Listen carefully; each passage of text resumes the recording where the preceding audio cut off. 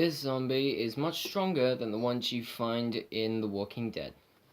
Hey guys, today I'll be giving you the comic book origins of Solomon Grundy. Solomon Grundy is actually one of DC's strongest villains, since he's actually a walking swamp zombie with incredible strength. His origin basically starts with two criminals who had escaped prison running through a place called the Slaughtered Swamp, which was outside the states of Gotham City.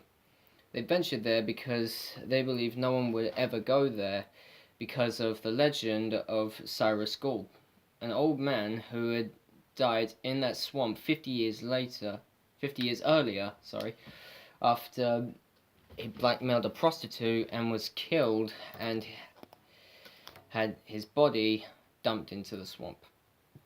The prisoners saw something emerging from the swamp. It was in fact the body of Cyrus Gould.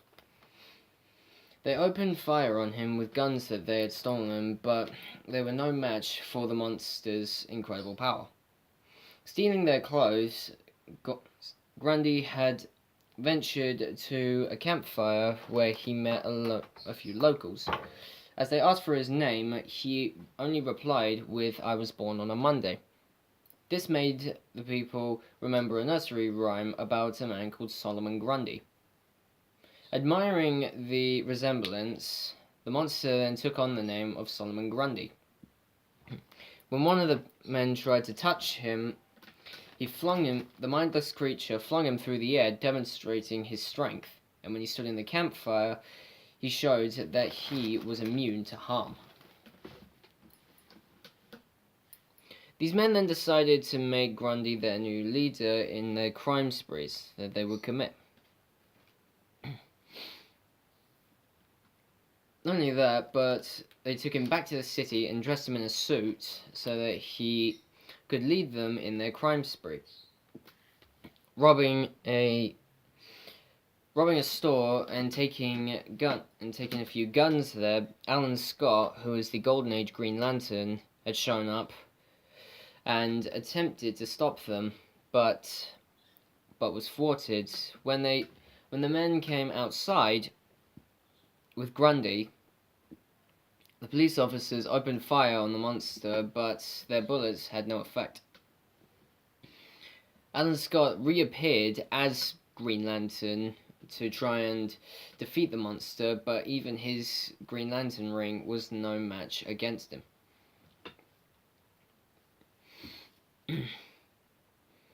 Confused about this, he would battle him once again, but at the cost of almost losing his life. Grundy had been ordered by his henchmen to throw Alan Scott off the top of a balcony, thinking him dead after there was an array of green that followed his fall. Grundy then attempted to do it again by throwing his own men off of the balcony in order to see it again. He was only stopped when one henchman ordered him to. But it turns out that Alan Scott wasn't actually dead. In fact, he had fallen on a car and slipped into a coma. He was found by his sidekick, who took him back home.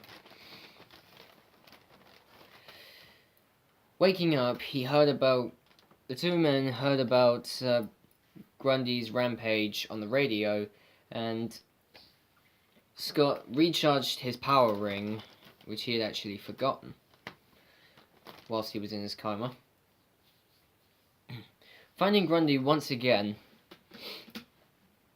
he was only able to defeat the monster when he threw him onto a train track. When the train hit him, Grundy disappeared. But at the crime scene where Grundy and the men had stolen the guns, Green Lantern had found a silver ring with the engraving Cyrus Gould. It was believed that that was the way to defeat Grundy.